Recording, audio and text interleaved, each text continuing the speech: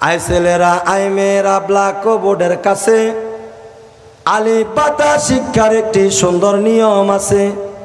উপর থেকে চক ধরে নিচে দিলাম টান, কেমন সুন্দর আলিফ হইল দেখরে ভাগ্যবান। ডান দিক হতে চক ধরে বাম দিকেতে যা, নিচে একটা নক্তা দিলে হয়ে যায় রে বা। উপরে দুইটা নক্তা দিলে কেমন সুন্দর তা, আরো একটা নক্তা দিলে আজব রঙের সা। বাম দিক হতে চক ধরে ডান দিকেতে যা, তারপরেতে বাঁকা করে নিচের দিকে আ। নক্তা দিলে জিম হবে বিনা নক্তায় হা, উপরে একটা নক্তা দিলে তার নাম খা। ডান হাত খানি বাঁকা করলে যেমন রূপ হয়, ওই রূপেরই বাঁকা রেখায় দাল বন্ধু হয়। জাল বানাইতে মনে চায় চক হাতে নাও, শুধুমাত্র নক্তা একটি উপরে বসায় দাও। উপর থেকে নিচের দিকে একটু বাঁকায় র, উপরে একটা নক্তা দিলে হয়ে যায় রে যা। তিনটি দন্ত পেটটি নিচে গুল করিলে সিন, উপরে তিনটা নক্তা দিলে তার নাম সিন।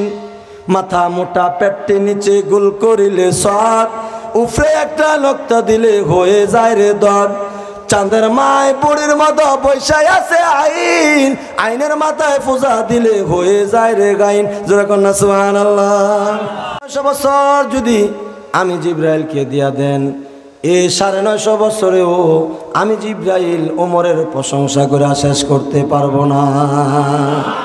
শুধু তাই নয় বাবা, যে উমরের ব্যাপারে আল্লাহর নবী বলেন, قال النبي صلى الله عليه وسلم قال النبي صلى الله عليه وسلم لو كان بعدي نبي لكان عمر।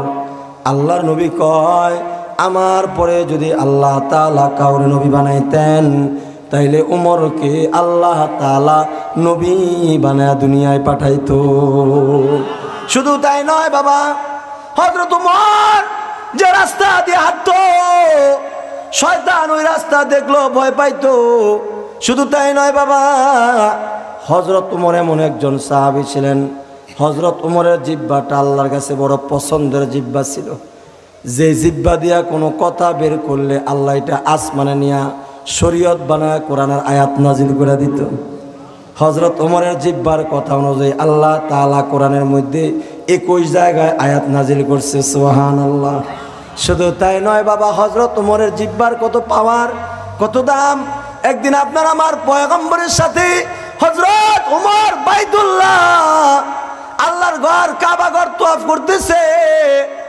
1 চক্কর 2 চক্কর 7 চক্কর দেওয়ার পরে হযরত উমর আল্লাহ নবীকে এবার ডাক দিয়া বললেন, গো পয়গম্বর, আল্লাহর এই পবিত্র ঘরটা 7 বার তওয়াফ করার পরে মাকামে ইব্রাহিমের মধ্যে দাঁড়ায় 2 রাকাত নামাজ পড়লে মনে হয় বড় ভালো লাগতো। আল্লাহ নবী ডাক দিয়া কয়, উমর রে, তোমার কথাটা বড় সুন্দর, যুক্তিটা বড় চমৎকার, কিন্তু ফয়সালা দেওয়ার মালিক তো আমি নবী না, ফয়সালা দেওয়ার মালিক তো কাবার মালিক আল্লাহ। যেই মাত্র আল্লাহ রসুল এই কথা বললো, এবার হযরত উমর দিলে তামান্নাটা জবান দিয়ে আল্লাহর কাছে পেশ করতেছে। ডাক দিয়া বলো, গো কাবার মালিক আল্লাহ, তোমার এই পবিত্র ঘরটাকে 7টা চক্কর দেওয়ার পরে তওয়াফ করার পরে মাকামে ইব্রাহিমে দাঁড়ায়া 2 রাকাত নামাজ পড়লে মনে হয় বড় ভালো লাগতো। হযরত ওমর আল্লাহর কাছে জবান দিয়া দরখাস্তটা পেশ করতে দেই। আল্লাহ তাআলা 1 দিন আর 2 দিনের জন্য নয়, 1 বছর আর 2 বছরের জন্য নয়, 100 বছর আর 500 বছরের জন্য নয়, ইসরাফিলের বাঁশি বাজার আগ পর্যন্ত যত কালেমাওয়ালা নারী পুরুষ বাইতুল্লাহ যাবে হজ করার জন্য অথবা উমরা করার জন্য, আল্লাহর পবিত্র ঘরটাকে 7 বার তওয়াফ করার পরে সাথে সাথে মাকাম ইব্রাহিমে দাঁড়ায়া 2 রাকাত নামাজ পড়া ওয়াজিব করে দিছি। শুধু তাই নয় বাবা, পর্দার আয়াত তখন নাজিল হয় নাই। আল্লাহ নবীর বিবিরা তখনও পর্দা করে না, কারণ পর্দার আয়াত নাজিলই হয় নাই। আল্লাহর নবীদের বিবিদেরকে দেখা হযরত ওমর একদিন আল্লাহ রাসূলকে ডাক দিয়া কয়, ওগো সরকার, আপনার বিবিরা ঘর থেকে বের হয় পর্দা করে না, এটা তো ভালো দেখা যায় না। পর্দা করে বের হইলে মনে হয় বড় ভালো লাগতো। আল্লাহ নবী ডাক দেয়া বললেন, উমর রে, তোমার কথাটা তো বড় সুন্দর, যুক্তিটা বড় চমৎকার, কিন্তু ফয়সালা দেওয়ার মালিক তো আমি নবী না। ফয়সালা দেওয়ার মালিক আরশের মালিক আল্লাহ। যেই মাত্র আল্লাহ রসুল এই কথা বলল, এবার হযরত উমর আল্লাহকে ডাক দিয়া বলে, ওগো আরশের মালিক আল্লাহ, তোমার বন্ধু তোমার পয়গম্বরের বিবিরা ঘর থেকে বের হয় পর্দা করে না, এটা ভালো দেখা যায় না, পর্দা করে চললে মনে হয় বড় ভালো লাগতো। হযরত উমর আল্লাহর কাছে জবান দিয়া খালি দরখাস্তরা পেশ করতে দেরি, আল্লাহ তাআলা সাথে সাথে পর্দার বিধানকে ফরজ করে আয়াত দিয়া জিব্রাইলকে আল্লাহর বন্ধুর কাছে পাঠাইতে দেরি হয় না। সুবহানাল্লাহ। এমন একজন দামি মানুষ, এমন একটা দামি জবানওয়ালা ব্যক্তির নাম উমর। শুধু তাই নয় বাবা, হযরত উমরের শাসনামলে মদিনার মধ্যে ভূমিকম্প আরম্ভ হয়ে গেল, মদিনার জমিন কাঁপতেছে। হযরত উমর হাতের লাঠি দিয়া জমিনে আঘাত করে ডাক দিয়া বলে, রে জমিন, আল্লাহর হুকুমে তুমি এখন কাঁপাকাঁপি, ভূমিকম্প বন্ধ হয়ে যাও। হযরত উমর নিজের হাতের লাঠি দিয়া জমিনে আঘাত করতে দেরি, মদিনার জমিনের ভূমিকম্প বন্ধ হইতে দেরি হয় নাই। একদিন আর 2 দিনের জন্য নয়, ইসরাফিলের বাঁশি বাজার আগ পর্যন্ত মদিনার জমিনে আর ভূমিকম্পই হবে না। শুধু তাই নয় বাবা, হযরত উমরের শাসনামলে নীল নদের মধ্যে প্রতি বছর একবার পানি শুকায় যায়। পানি শুকায় গেলে মানুষের কষ্ট হয়, তখন সুন্দরী একটা যুবতী মেয়েকে সাজায় গুজা নীল নদের মধ্যে বলি দিতে হয়, তারপরে পানি আসে। হযরত উমরের আল্লাহর নবীর একজন সাহাবী হযরত উমরের কাছে আইসা নালিশ করলো, ওগো আমিরুল মুমিনিন, নীল নদের আশেপাশের মানুষের ভিতরে কুসংস্কার ঢুকছে। কয় কি ঢুকছে? কয় বছরে একবার পানি শুকায় যায়, পানি থাকে না, সুন্দরী একটা যুবতী মেয়েকে সাজায় গুজায় দিলে তারপরে পানি আসে। হযরত উমর কয় তাই নাকি? কয় হ্যাঁ তাই। সঙ্গে সঙ্গে হযরত উমর চিঠি লেখা শুরু করলো, কাগজে লিখতেছে, রে নীলনদ, আমি ওমরের লেখা চিঠি পাওয়ার সঙ্গে সঙ্গে আল্লাহর হুকুমে তুমি নীলনদ পানি দেয়া ভরপুর হইয়া যাইবা। হযরত ওমর চিঠিটা সাহাবীর হাতে দেয়া কয়, যাও এখন গিয়ে তুমি নীলনদের মধ্যে আমার লেখা চিঠিটা ফেলে দিবা। নবীর সাহাবী কয়, আমি আমিরুল মুমিনিন ওমরের লেখা চিঠিটা নীলনদের মধ্যে ফেলতে দেরি, নীলনদের মধ্যে পানির যৌবনের জোয়ার আসতে দেরি হয় না। সুবহানাল্লাহ। এমন একজন দামি জবানওয়ালা মানুষের নাম উমর, অথচ ওমর নিজেকে কত ছোট মনে করে চলে। হায়, ওমর যদি গাছ হইতো মদিনার বকরি বেড়া খেয়ে ফেলতো। সুবহানাল্লাহ। এই জন্যে নবীর সাহাবীদের একটা গুণ নিজেকে ছোট মনে করা। আবু যর গিফারির একটা গুণ ছিল, লিসগরি আলা নাফসিহি, নিজেকে নিজে ছোট মনে করা। তাই আল্লাহ তাআলা যতদিন আমাদেরকে বাঁচায় রাখবেন, অহংকার করব না, দাম্ভিকতা করব না, কারণ আল্লাহ অহংকারীকে পছন্দ করেন না। নরমভাবে হাঁটাহাঁটি করব, চলাফেরা করব। আল্লাহ অন্য জায়গায় বলেন, ওয়া ইবাদুর রহমানিল্লাযীনা ইয়ামশুনা আলাল আরদি হাওনা, যখন জমিনে চলবা বিনয়ের সাথে হাঁটবা, বিনয়ের সাথে চলবা। অহংকারীকে আল্লাহ পছন্দ করে নাই।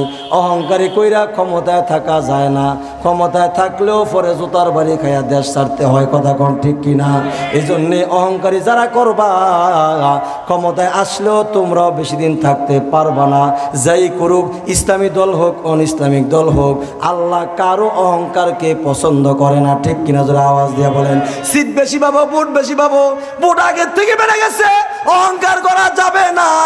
টাকা বেড়ে গেছে, টাকার মালিক হয়ে গেছে, এখন আর পাঁচ জমিনে লাগে না, এমন অহংকারী মানুষ আমাদের সমাজে আছে না নাই? আরো জোরে বলতে হবে, আছে না নাই? ইউনিয়নের সভাপতির পদ পাইয়া আগে নামাজ পড়তে, এখন নামাজ পড়ে না। থানার পদ পাইয়া আগে দাড়ি ছিল, পদ পাওয়ার আগে, পদ পাওয়ার পরে এখন দাড়ি ক্লিন শেপ, দাড়ি নাই, নামাজ নাই, আল্লাহ চিনে না, রসুল চিনে না, অহংকারী হয়ে গেছে। কেউ ক্ষমতার থেকে আমাকে সরাইতে পারবে না। ঠিক কিনা? যারা আওয়াজ দেওয়া আছে না নাই? এই জোরে এখন আছে না নাই? পৃথিবীর জমিনে সবচেয়ে বড় অহংকারী বাদশা ছিল নমরুদ। কোনো সৈন্য লাগে নাই, কোনো অস্ত্র লাগে নাই, তাও ল্যাংরা মশা দিয়ে মারছে। জোরে কয় না? ফেরাউন অহংকারী বাদশা ছিল, যে ফেরাউনের কোনোদিন অসুখ হয় নাই, কোনো অস্ত্র লাগে নাই, পানির ডুবা মরছে। আমার আল্লাহ অহংকারীকে ধূলিসাৎ করে দিতে কোনো অস্ত্রের ব্যবহার করা লাগে না। ঠিক কিনা বলেন? এই জন্য অহংকার করা যাবে না। অহংকার মুক্ত, দাম্ভিকতা মুক্ত জিন্দেগি যাপন করার জন্য আল্লাহ তৌফিক দান করুন। সকলে জোরে বলেন না আমিন। আরো জোরে বলেন আমিন। রাগ করতেছেন? আবু যর গিফারির 2 নাম্বার গুণ ছিল। কয়টা গুণের কারণে জানে চিহ্ন? শেষ করে দিমু। 2 নাম্বার গুণ, লিকাসরাতি তিলাওয়াতি সূরাতুল ইখলাস। আবু যর গিফারি বেশি বেশি কুল হুয়াল্লাহ সূরা পড়তো। সুবহানাল্লাহ। কি পড়তো? কুল হুয়াল্লাহ সূরা পড়তো বেশি বেশি। এই জন্যে আল্লাহ রসুল কয়, আমার আবু যর গিফারির আমল নামায় খালি কোরআন খতমের সওয়াব, খালি কোরআন খতমের সওয়াব। সুবহানাল্লাহ। 3 বার কুল হুয়াল্লাহ সূরা পড়লে যেহেতু 1 খতম কোরআনের সওয়াব পাওয়া যায়, এমন মুসলমান আমাদের জমিনে বসবাস করে যে কুল হুয়াল্লাহ সূরা তো অনেক দূরের কথা, আউযু বিল্লাহ বিসমিল্লাহটাও শুদ্ধ করে উচ্চারণ করতে পারে না। ঠিক কিনা জোরে আওয়াজ দিয়ে বলেন? উচ্চারণ করতে পারে না, কারণ সে তো জীবনে কোনোদিন মাদ্রাসায় যায় নাই। তার মা বাবা তো তারা কোনোদিন মাদ্রাসায় মক্তবে দেয় নাই। কেন? কয় মাদ্রাসায় পড়াইলে ভিক্ষার সালা লইয়া ঘুরবো, খাইব কই? খাওয়ার কিচ্ছু খাইতো না। ভবিষ্যতে ভিক্ষার সালা লইয়া খালি বাড়ি বাড়ি গরম লাগবো। কথা ঠিক কিনা জোরে আওয়াজ দিয়ে বলেন? মাদ্রাসায় দেয় নাই, দিছি স্কুলে। কেন? স্কুলে লেখাপড়া করলে বড় হইয়া ডাক্তার হবে, ইঞ্জিনিয়ার হবে, ব্যারিস্টার হবে, অনেক বড় হইয়া খালি গাঞ্জা খোরার বাবা খোর হইছে। কথা ঠিক কিনা জোরে আওয়াজ দিয়ে বলেন? কি খোর? বাবা খোর চিনেন নি আপনার? বাবা খোর কোন? তো বাবা, এই যে বাবা একটা শব্দ, কি মধুর শব্দ বাবা।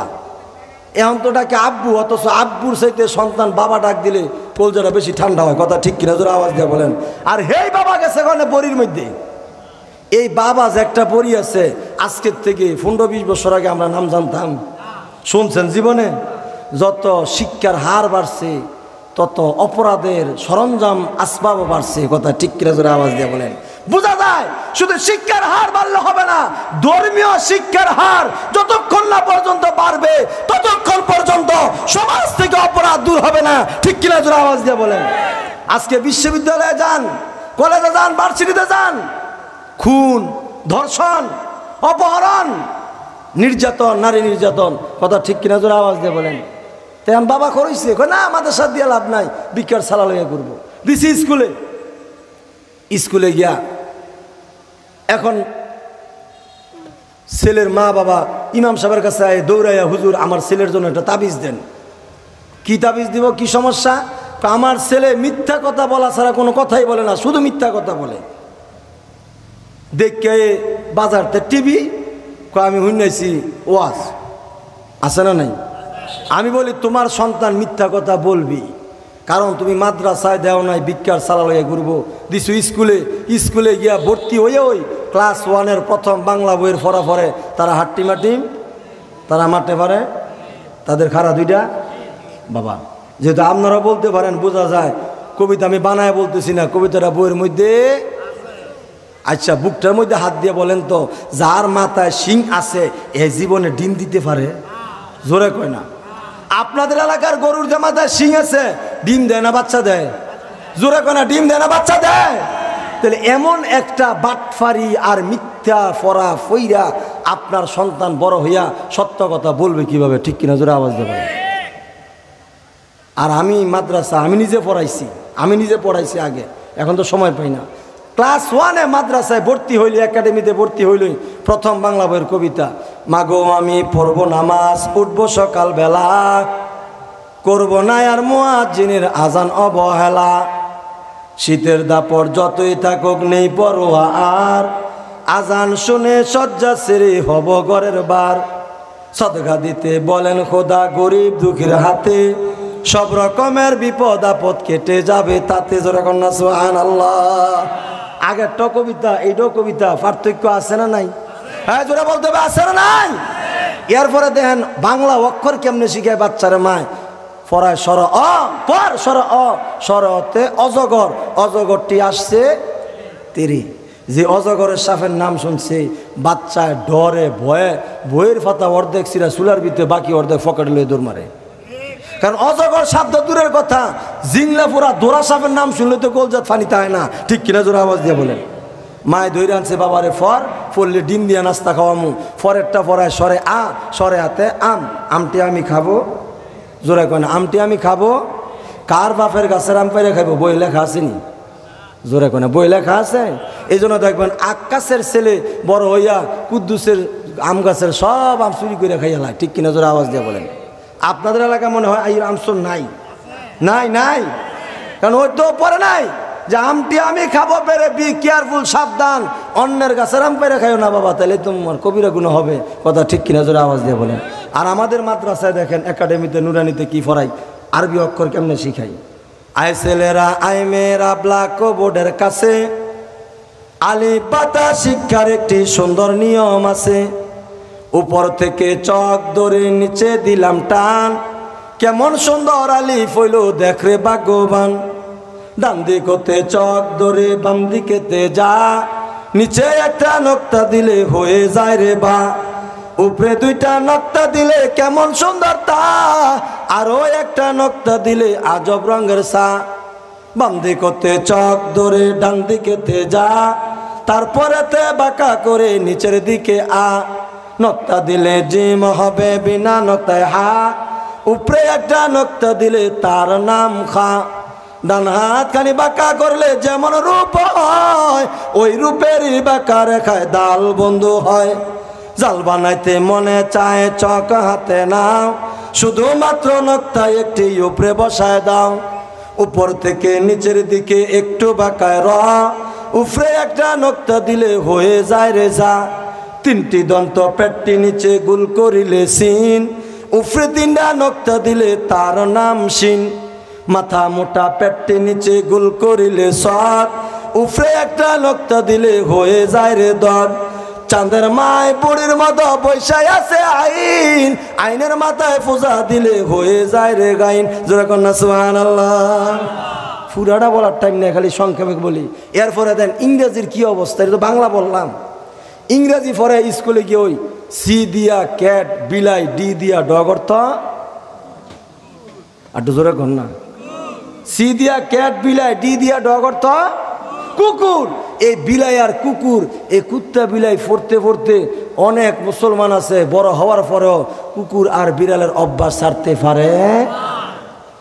প্রমাণ দিই আপনাদেরকে। আপনাদের এলাকার যে কুকুরগুলা ভদ্রতার সাথে বৈশা প্রস্রাব করে না দাঁড়ায় করে, জোরে কয় না রে। তাহলে যেই মুসলমানের সন্তান মুসলমান দাঁড়ায়া প্রস্রাব করে, আছে না নাই? আপনাদের ফার্স্ট বিবিতে নাই? আলহামদুলিল্লাহ হুজুর আছে, এমন অনেক আছে আপনার আমার ফাঁসে, কথা ঠিক কিনা জোরে আওয়াজ দিয়ে বলেন। তাহলে যদি কুকুরা দাঁড়ায় প্রস্রাব করে, মুসলমানও দাঁড়ায় প্রস্রাব করে, তাহলে কুত্তার মধ্যে তার মধ্যে কোনো পার্থক্য নাই, ঠিক কিনা জোরে আওয়াজ দিয়ে বলেন।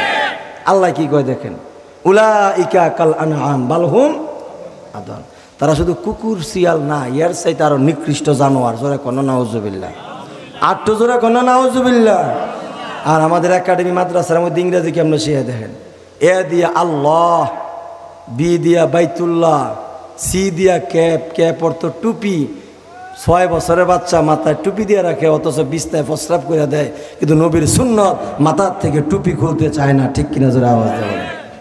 তাহলে মাদ্রাসার পড়া, মাদ্রাসা শিক্ষার, স্কুল কলেজের শিক্ষার মধ্যে পার্থক্য আছে না নাই? কম না বেশি? কথা কনা কম না বেশি? তাহলে আজকের থেকে কার কার সন্তান মাদ্রাসায় পড়ায়া কোরআনের হাফেজ বানায়া, কোরআনের হাফেজ বানায়া হাসরের ময়দানে হাফেজের বাবা হইয়া নূরের টুপি মাথায় দেওয়ার ইচ্ছা কার কার আছে? ইনশাল্লাহ। কার কার আছে? ইনশাল্লাহ। ইনশাল্লাহ আল্লাহ আমল করার তৌফিক দান করুন, সকলে জোরে বলেন আমিন। তাহলে আপনার আমার সন্তানদেরকে মাদ্রাসায় পড়াইতে হবে, কথা ঠিক কিনা জোরে আওয়াজ দিয়ে বলেন। তাহলে এই যে মাদ্রাসা মারকাজুল হিকমা নুরানি একাডেমি মাদ্রাসা এর উদ্যোগে আজকের থেকে দেখেন, আমি একজন মুসাফির, আমি গুনাহগার, আমি সবচেয়ে পাপী এখানের মধ্যে, কিন্তু মুসাফিরের একটা জবানের কথা দোয়া আল্লাহর কাছে অনেক দামি, কথা ঠিক নেবে ঠিক। তাই আজকের থেকে মার্কাজুল হিকমার নামটা পরিবর্তন করে একটা সহজ নাম দেওয়া যায়। রাজি নি আপনারা? কথা একটা সহজ নাম দিয়ে যাব, যেটা উচ্চারণ করতে আপনাদের সহজ হয়। এই নাম এটাই থাকবে না একটা সহজ নাম দিব? হ্যাঁ জোরে বলেন। কই আব্দুর রব্বাই কই? সহজ দিব, একটা সহজ নাম দেবেন, এটা থাকবে আব্দুল্লাহ নুরানি একাডেমি। নাম হবে আব্দুল্লাহ নুরানি একাডেমি। বলেন তো কি নাম? আব্দুল্লাহ নুরানি একাডেমি। আবার বলেন তো, আব্দুল্লাহ নুরানি একাডেমি মাদ্রাসা। এবার নামটা সহজ হয়েছে না? কথা বলেন, সহজ হয়েছে না? এই মাদ্রাসাকে আল্লাহ তাআলা কবুল করুক। সকলে জোরে বলেন আমিন। আরো জোরে বলেন। কসম করে বলতে পারি কোনো মাদ্রাসার ওস্তাদের মা বাবা বৃদ্ধাশ্রমে নাই। কথা কয় না? বৃদ্ধাশ্রমে আছে? বাংলাদেশের কোন আলেমের মা বাবা বৃদ্ধাশ্রমে আছে? অথচ মসজিদের ইমামের বেতন কত? 8,000 7,000। 3 বারে ভাঙ্গা দেয়, একবারে দিতে পারে না, এমন সমাজ মহল্লা আছে না নাই? মাদ্রাসার ওস্তাদের বেতন কত? সর্বোচ্চ 10 থেকে 12,000। কথা ঠিক কিনা জোরে আওয়াজ দিয়ে বলেন। আর একজন গ্রাজুয়েট সম্পূর্ণকারী একজন বিসিএস ক্যাডার, বড় বড় পদবীধারী, 1.5 লাখ টাকা 2 লক্ষ টাকা খালি বেতন। ইয়ার পরে কলমের কোষায় কত যে উপরি কামাই করে হিসাব নাই। তার মা বাবা একসাথে ঘরের ভিতরে বৈশা খাবার খাইতে পারে বৃদ্ধাশ্রমে। কথা ঠিক কিনা জোরে আওয়াজ দিয়ে বলেন। এইটাই শিক্ষা, এইটাই শিক্ষা। কারণ সে বড় বড় গ্রাজুয়েট সম্পন্ন করেছে, কিন্তু তার ভিতরে দিন ছিল না। এই জন্য দিন না থাকার কারণে তার মা বাবার কদর তার কাছে নাই। ঠিক কিনা জোরে আওয়াজ দিয়ে বলেন। আর মাদ্রাসায় যদি একজন নুরানি পড়ছে, সে আর লেখাপড়া করতে পারে নাই, অভাবের তাড়নায় শুধুমাত্র একটা মসজিদে ইমামতি করে সংসার চালায়, তার মা বাবা কোনোদিন বৃদ্ধাশ্রমে থাকে? কোরআন শিখার বরকত। কথা ঠিক কিনা জোরে আওয়াজ দিয়ে বলেন। সিনার মধ্যে কোরআনের বরকত। তাই এই কোরআনকে আমাদের সন্তানদেরকে কোরআন শিখাবো তো ইনশাআল্লাহ, ইনশাআল্লাহ, ইনশাআল্লাহ। কারণ 3 বার কুল হুয়াল্লাহ সূরা পড়লে 1 খতম কোরআনের সওয়াব পাওয়া যায়। মনে আছে না নাই? না ভুলে গেছেন গা? একদিন আল্লাহ নবী বসে রয়েছে, এই কথাটা বলে আজকে আমি আখিরি মোনাজাত করবো ইনশাআল্লাহ। আল্লাহ রসুল বসে রয়েছে, সামনে 1000 সাহাবি। কত? জোরে কয় না, কত? 1000 সাহাবি বসে রয়েছে। হঠাৎ করে একটা গ্রাম্য বেদুইন, সৌদি আরবে বেদুইন বলে গ্রাম্য লোককে, আমরা যেমন কোন গ্রামের মানুষ, সৌদি আরবে গ্রাম্য বেদুইন গ্রাম্য মানুষ আসছে আল্লাহ রসুলের সামনে। আল্লাহ নবীর সামনে আইসা কয়, ইয়া রাসূলুল্লাহ, ইয়া হাবিবাল্লাহ, আপনার কাছে যে একটা দৈত্য আসে, দেও আসে, আইসা জানি কি গান শোনায়, আমার একটু শোনাইবেন? আল্লাহ রসুল বুঝে লেছে গ্রামের থেকে আসছে, সহজ সরল মানুষ। কারণ গ্রামের মানুষ শহরের মানুষের সাথে বেশি সহজ সরল হয়, আর শহরের মানুষগুলো বেশি ক্রিমিনাল মার্কা, বাটফার মার্কা, বেশি চালাক চতুর হয়। কথা ঠিক কিনা জোরে আওয়াজ দেবেন, রাগ করেন না। আবার শহরের মানুষ, গ্রামের মানুষ বেশি সহজ সরল হয়। আল্লাহ রসুল গ্রাম্য মানুষ, সহজ সরল, পিঠে হাত দিয়া বলে, সাহাবিরে, আমার কাছে দৈত্য আসে না, দেও আসে না, যেটা আসে সেটা হলো সাইয়্যিদুল মালাইকা, হযরত জিবরাইল আসে। জোরে কন্না সুবহানাল্লাহ। আল্লাহ রসুল কয়, সাহাবিরে, জিবরাইল আমার কাছে এসে গান শোনায় না, আমার কাছে ওহী নিয়ে আসে। কি নিয়ে আসে? তবে সাহাবি তুমি বড় ভাগ্যবান। আল্লাহ রসুল কয়, খুশি হইয়া দেখেন, তবে সাহাবি তুমি বড় ভাগ্যবান, কারণ তুমি আসার পূর্ব মুহূর্তে এই যে মাত্র আইসা হযরত জিবরাইল আমার একটা গান, আমার একটা ওহী শোনায় গেছে, যে ওহীটার নাম হলো সূরা ইখলাস। যে সূরাটার নাম, এই সাহাবি, এই সূরাটা যদি খালি কেউ একবার পড়ে, তার আমল নামায় আল্লাহ 10 পারা কোরআন তেলাওয়াতের সওয়াব জমা করে দিবে। সাহাবীরে কেউ যদি 2 বার পড়ে 20 পারা তেলাওয়াতের সওয়াব পাবে। সাহাবীরে এই সূরাটা যদি কেউ 3 বার পড়ে নেয়, গোটা কোরআন খতমের সওয়াব আল্লাহ তার আমল নামায় জমা করে দিবে। গ্রাম্য সাহাবী খুশিতে আত্মহারা। তাই নাকি? তাই নাকি? গ্রাম্য সাহাবী খুশিতে আত্মহারা হইয়া আল্লাহরে ধন্যবাদ দেওয়া শুরু করছে। নি'মাল ইলাহু ইলাহুনা, নি'মাল ইলাহু ইলাহুনা, আল্লাহ তোমার ধন্যবাদ। আল্লাহ, আমরা তো এমন গ্রামের মানুষ, মূর্খ সূর্খ মানুষ, আমরা তো সহজটাই বিচারি, কেমনে খালি সহজে জান্নাতে যাওয়া যাইব। কথা ঠিক কিনা জোরে আওয়াজ দিয়ে বলেন। আমরা তো কোরআনের ব্যাখ্যা তাফসীর বুঝি না, আমরা তো সহজটাই তালাশ করি। এই কোরআনের মোহব্বত, কোরআনের প্রেম গ্রাম্য সাহাবীর ভিতরে দেইখা নবীর ডাইন পাশে একেবারে হাতের ডাইনে বসা ছিল নবীর সাহাবী আব্দুর রহমান ইবনে আউফ রাদিয়াল্লাহু তাআলা আনহু। ও বুড়া বাবারা, নওজোয়ান যুবক ভাইরা, কথাটা খেয়াল করে মুহাব্বতের সাথে আমল করা নিয়তে শুনি বাবা। আব্দুর রহমান ইবনে আউফ ডাক দিয়ে বলেন, ওগো পয়গম্বর, আমাকে একটু ছুটি দিবেন নি? আল্লাহ নবী কয়, কেন ছুটি দিব? আব্দুর রহমান ইবনে আউফ বলে, বাড়ি যাইবার চাই। আল্লাহর রাসূল কয়, হঠাৎ করে তুমি কেন বাড়ি যাইবার চাও? আব্দুর রহমান ইবনে আউফ বলে, আল্লাহ নবী গো, এই যে আপনার গ্রাম্য সাহাবীটা কোরআনের তাফসীর বুঝে না, ব্যাখ্যা বুঝে না, অর্থ বুঝে না, কিন্তু কোরআনের যে কি দাম, কোরআনের যে কি মর্যাদা, কোরআনের যে কি সম্মান, এইটা আপনার সাহাবী বুঝা লাইছে। ও পয়গম্বর, এই কোরআনের মর্যাদা বুঝনেওয়ালা গ্রাম্য সাহাবীটাকে আমি আমার বাড়ির মধ্যে সবচাইতে দামি একটা উটনি আছে, যে উটনিটা গর্ভবতী 2-3 দিন পরে বাচ্চা দিবে, সব চাইতে নাদোষ নদোষ মোটা তাজা উটনিটা কোরআনের মর্যাদা বুঝনেওয়ালা গ্রাম্য সাহাবীটাকে হাদিয়া দিবার চাই। আল্লাহ নবী ডাক দিয়া বলেন, যাও যাও আব্দুর রহমান, যাও, তোমাকে ছুটি দেওয়া হলো। আব্দুর রহমান ইবনে আউফ বাড়ি চলে গেল। বাড়ি যায় আব্দুর রহমান ইবনে আউফ ওই পালের থেকে, উটনির পালের থেকে সবচেয়ে দামি উটনিটা নিয়ে আসছে আল্লাহ নবীর সামনে। আল্লাহ নবীর সামনে আইনা